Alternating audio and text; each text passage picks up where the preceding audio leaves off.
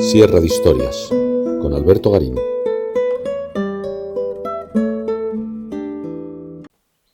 La ciudad de Mileto es una de las urbes más conocidas de la antigua Jonia. Aunque tiene su origen en el segundo milenio a.C., su fama le va a venir sobre todo por una serie de personajes que vivieron en Mileto entre el siglo VI y el siglo V a.C. Esencialmente, uno de los padres de la filosofía griega, Tales de Mileto, y el urbanista que tuvo que reconstruir la ciudad tras la destrucción de esta a manos de los persas, Hipódamo de Mileto. En el caso de Hipódamo, no se trataba solo de la búsqueda de una solución formal para esa trama urbanística, sino de toda una revolución de orden político, puesto que la democracia, que había surgido poco antes en Atenas y que se había estado extendiendo por todas las ciudades griegas, en el momento que Hipódamo tuvo que reconstruir su ciudad natal, decidió que esa trama urbana tenía que reflejar ese nuevo modelo político de la democracia. Ese modelo quedó patente en una traza regular que había de sobrevivir durante toda la existencia de Mileto hasta bien entrada la Edad Media, y a partir de ahí ha sido copiado y replicado numerosas veces, no solo en la antigüedad, en las colonias romanas, sino también en las ciudades reales medievales y sobre todo en las nuevas ciudades que los españoles fundaron en América a partir del siglo XVI. Pero curiosamente, en la historia de Mileto, en la historia antigua de Mileto, no fueron los muy racionales filósofos de la escuela donde enseñó Tales, ni estos trabajos urbanísticos de Hipódamo lo que había de marcar la historia de la ciudad, sino un templo, un oráculo de Apolo, cercano a esa ciudad de Mileto, el templo de Dídima, que es lo que hizo de la ciudad de los milenses todo un hito para la historia antigua del Mediterráneo oriental. La ciudad de Mileto se encuentra situada cerca de la costa occidental de la península anatólica, en Turquía, en la región histórica de la Jonia, al sur del valle del río Meandro. En la antigüedad, este valle era una ensenada marina que se fue colmatando por los aportes sedimentarios de ese río Meandro hasta llegar a su configuración actual. Antes de ese retroceso del mar, Mileto fue un destacado puerto sobre la costa, una situación que se mantuvo hasta bien entrada la Edad Media. Aunque ya hubo una ocupación preurbana, sobre todo desde mediados del segundo milenio a.C., de la que fuera península de Mileto, una ocupación que nos es conocida por la arqueología y las fuentes hititas, la ciudad no quedó establecida hasta el año 1085 a.C., posiblemente concebida como una colonia del mundo micénico. En un primer momento, Mileto fue gobernada por monarcas, aunque muy pronto se estableció un sistema oligárquico que tuvo que hacer frente a los ataques del reino de Lidia, un reino que logró controlar toda la Anatolia occidental y que mantuvo un enfrentamiento constante con las ciudades jonias. Esta situación de permanente conflicto hizo que en estas ciudades griegas, desde finales del siglo VII a.C., se fueran instaurando las tiranías, siendo los tiranos esos líderes militares absolutos encargados de frenar a los lidios. Pero en el año 547 a.C., Creso, el último rey lidio, fue derrotado por Ciro el Grande, rey de los persas. Recordemos que la tradición decía que Creso fue el monarca con más bienes de la antigüedad, lo que ha quedado en nuestro castellano moderno con la expresión tan rico como Creso. El casi permanente conflicto entre las ciudades jonias y Lidia no impidió que los jonios progresaran, sobre todo gracias al comercio desarrollado por el Egeo, y en el caso de Mileto, la bonanza económica incluso permitió el desarrollo de la primera gran escuela filosófica griega, la Escuela de Mileto, encarnada por Tales, su discípulo Anaximandro. Ambos vivieron a caballo entre los siglos VII y VI a.C., y el discípulo de Anaximandro, Anaxímenes, quien elaboró su obra a mediados del siglo VI a.C.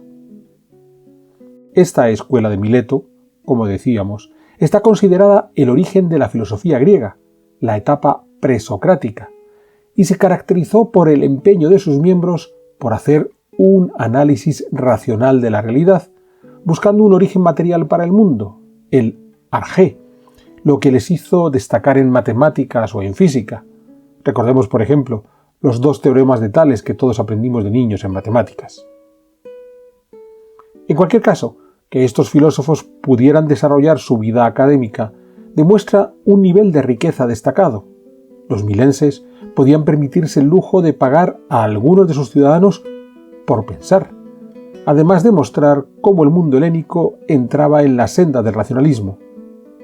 Entraba, sin por ello abandonar el mundo religioso mágico, que siguió siendo clave en la historia griega, como veremos, y a la larga, en la historia de la humanidad hasta la actualidad. Tras la derrota de Creso en el 547 a.C., los persas impusieron su dominio sobre las ciudades jonias y los tiranos de estas se convirtieron en vasallos del rey persa. Mileto no fue una excepción, e incluso en el año 502 a.C., el tirano local, Aristágoras, animó a los persas para sofocar la revuelta de Naxos, donde se había impuesto la democracia. La democracia acababa de ser instalada poco antes en Atenas, en el año 508 a.C., con las reformas de Clístenes, que se basaba en la isonomía, la igualdad de todos los ciudadanos ante la ley, frente a los derechos derivados del origen familiar, la aristocracia, o de la riqueza, la timocracia. A partir de estas reformas de Clístenes en Atenas, la democracia comenzó a extenderse por todo el mundo griego. La campaña de Naxos fue un fracaso, y Aristágoras, temeroso de que los persas le culpasen de la derrota, prefirió él mismo sublevarse en el año 499 a.C., instaurando una democracia, iniciando la revuelta de las ciudades jonias y recabando el apoyo de las polis de Grecia. Desde allí solo acudieron los ejércitos de Atenas y Eretria. La revuelta jonia fue sofocada para el año 494 a.C. y Mileto fue arrasada. Poco después, los persas quisieron vengarse de Atenas y Eretria, lo que provocó el estallido de la Primera Guerra Médica, que duró desde el 492 al 490 a.C., y en la que los persas del rey Darío I fueron derrotados en la batalla de Maratón. En el año 480 a.C., Jerjes I, hijo de Darío, inició una nueva campaña contra los griegos, la Segunda Guerra Médica, que concluyó al año siguiente, el 479 a.C., con las derrotas persas en tierra en Platea y en el mar en Micala.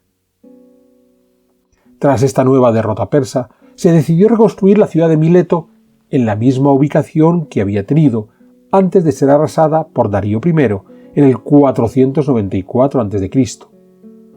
Los milenses habían mantenido el sistema democrático, reforzado por la integración de Mileto en la Liga de Delos, una asociación político-militar liderada por Atenas con el objeto de defenderse de futuras agresiones persas y garantizar el comercio en el Mediterráneo oriental. Para reconstruir Mileto, se le encargó la tarea a Hipodamo de Mileto, un arquitecto que ha sido considerado como el primer urbanista de la historia. El empeño de Hipodamo no solo era reconstruir la ciudad, sino hacerlo de tal manera que quedase fijada la estructura democrática que la dominaba. Para ello, estableció una trama urbana regular configurada por manzanas en ángulo recto que habían de permitir dividir de forma equitativa la urbe entre sus ciudadanos, recibiendo cada uno de ellos la misma proporción de terreno, respetando ese principio de isonomía, igualdad ante la ley, que vimos que fue la base de la democracia ateniense. Es obvio que el hecho de que el tratado fuera regular facilitaba enormemente esa división equitativa. Es decir, esta trama hipodámica no fue un mero desarrollo formal. Núcleos de población con calles cortadas en ángulo recto ya habían existido previamente, como Amarna en el Imperio Nuevo Egipcio. Lo que Hipodamo buscaba era ese reflejo de igualdad ante la ley, incluso sectorizando la ciudad para dar cobijo a las diferentes actividades, religiosas, militares o productivas, que también habían de estar repartidas de forma equitativa, tanto en la urbe como en el territorio que controlaba. Es decir, el principio de igualdad llevado hasta un extremo racionalista que parecía la consecuencia final de los filósofos físicos de la escuela de Mileto, Tales y sus discípulos. Este modelo hipodámico habría de tener un largo recorrido en la historia, cada vez que fue necesario establecer ciudades nuevas, integradas por hombres libres e iguales ante la ley, y así podemos ver tramas hipodámicas tanto en las colonias romanas como en las bastidas medievales o en las ciudades hispanoamericanas fundadas tras las conquistas del siglo XVI. En todos estos casos, lo que se impuso no fue un modelo formal, sino una solución a un problema legal: cómo asentar en un territorio a una comunidad isonómica de hombres iguales ante la ley. En el año 412 a.C., cansados de los abusos de Atenas, los milenses se retiraron de la Liga de Delos y buscaron la protección de los persas, quienes respetaron el sistema democrático, aunque moderándolo, un sistema que sobrevivió hasta la conquista de Alejandro Magno en el año 334 a.C. e incluso después, cuando Mileto quedó bajo el gobierno de los sucesores de Alejandro.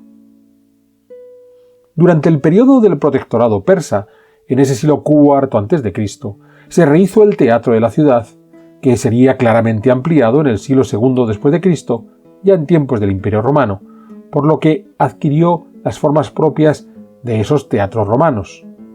El graderío apoyado contra una pendiente natural, organizado en torno a una orquesta semicircular y un gran escenario que cerraba todo el conjunto. Tras la conquista de Alejandro del 334, en el año 330 a.C., por orden del monarca macedonio, se procedió a reconstruir el templo de Apolo en Dídima, localidad situada a 16 kilómetros al sur de Mileto y conectada con esta ciudad tanto por mar, pero también por tierra, por una vía sacra de la que aún se conservan algunos tramos. El santuario de Apolo en Dídima era sede de un famosísimo oráculo desde al menos el siglo VII a.C., que a su vez podía tener unas raíces más antiguas. Recordemos que un oráculo era la forma que los dioses tenían de comunicarse con los hombres a través de los sacerdotes que gestionaban el santuario. Según las fuentes históricas, el templo de Dídima fue destruido por Darío I o por Jerjes I, aunque no hay constancia arqueológica de esa destrucción. En cualquier caso, lo que sí sabemos es de la fama de este oráculo de Apolo, razón por la que Alejandro puso empeño en su reconstrucción. A partir de ese momento, y hasta el abandono de su culto en el siglo IV después de Cristo, Dídima fue una constante fuente de ingresos y viajeros para Mileto, por todos esos peregrinos que acudían a consultar el oráculo. No deja de llamar la atención que Mileto, la ciudad que había puesto en marcha la filosofía racionalista griega y que había materializado como nadie el sistema democrático en su trama urbana, fuera sobre todo conocida en el mundo antiguo por su oráculo, esa forma tan poco racional y equitativa de interpretar la voluntad de los dioses. El templo, que comenzó a ser reconstruido en tiempos de Alejandro, estaba llamado a ser uno de los más grandes de la Grecia antigua, con un doble deambulatorio de gigantescas columnas jónicas que daban acceso a un pórtico columnado que permitía llegar al interior del templo, situado en un nivel inferior, que se alcanzaba por una escalinata monumental. En ese interior se levantó una celda, el espacio más sagrado, con su propio deambulatorio de columnas. Todo estaba llamado a convertirse en un canto a la gloria de los milenses y su capacidad para levantar el mayor templo de la Hélade. Pero el templo nunca fue concluido. No solo quedó descubierto, los templos sin techos se conocen como ípetros, sino que algunas de las columnas no llegaron a edificarse. Tras abandonarse el culto a Apolo en el siglo IV, comenzó la rapiña del templo, que se vio agravada por los terremotos de los siglos VII y XV que dejaron el edificio en ruinas. La última gran obra llevada a cabo en Mileto fueron las termas de Faustina, construidas a partir del año 180 en memoria de la emperatriz Faustina, esposa de Marco Aurelio, fallecida en el año 176 y que había visitado la Jonia en el año 164. Para construir los baños se utilizó un área de la ciudad de Mileto, aún poco empleada por seguir siendo una zona pantanosa. Se levantó entonces un monumental complejo formado por una palestra, área de ejercicios, situada al oeste, en paralelo al gran apoditerio, el vestuario, desde donde se podía acceder a las salas fría, el frigidario, y templada, el tepidario. En el sector sureste quedaba la sauna y la sala caliente, el caldario. Cada una de estas estancias eran de unas dimensiones sobresalientes, a juego con el promotor de la obra, el mismísimo emperador, y sus usuarios, los ricos milenses. Pero si algo llama la atención en este edificio, que es el mayor de la ciudad después del teatro, pero mucho más monumental por estar todo construido en elevación, es que no está orientado con la trama general de la ciudad, la establecida por Hipodamo. Recordemos que esta trama estaba orientada noroeste-sureste, mientras que los baños de Faustina tenían dirección norte-sur. Esto había de provocar que las termas fueran visibles desde buena parte de los cruces de esa trama regular. Después de todo, era la única diagonal que cortaba una estructura de ángulos rectos. No debió ser una decisión casual. En la democrática Mileto, un sistema político que habían logrado conservar para el gobierno municipal aún bajo el dominio helenístico el romano, que el principal edificio realizado por el emperador tuviera tanta presencia enviaba un mensaje claro. Democracia, sí, pero tutelada por el emperador de Roma.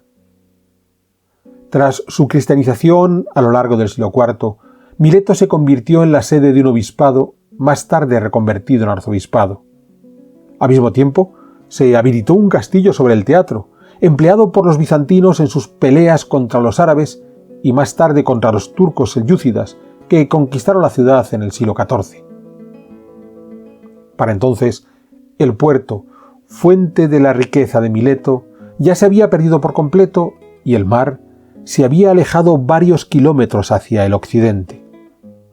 Para entender este fenómeno del movimiento de la costa, hemos de contemplar tanto los temblores sísmicos que azotan la región, como los numerosos sedimentos aportados por el río Meandro, sin olvidar la incapacidad económica de seguir dragando los puertos que sufrió toda la Jonia debido al largo siglo de guerras mantenidas entre los bizantinos contra los árabes desde mediados del siglo VII a mediados del siglo VIII. Tuvimos ocasión de verlo en la Sierra de Historias dedicada a Éfeso.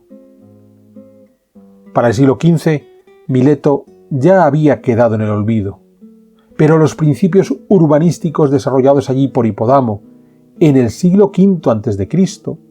siguieron vivos. Recordemos, la trama regular no como una mera solución formal, sino como la plasmación de una sociedad de hombres libres iguales ante la ley. De modo que cada vez que veamos una ciudad regular en el Mediterráneo o en América, no hemos de olvidarlo. Siempre serán urbes posteriores a ese siglo V a.C. y sobre todo, la mejor prueba de cómo la filosofía griega triunfó hasta en dominios tan sutiles como la política urbanística.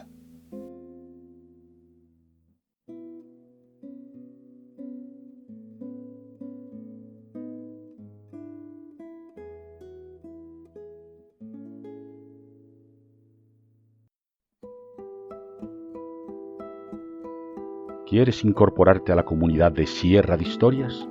Pulsa el botón Unirme, apóyanos con tu contribución y conviértete en miembro de nuestro canal.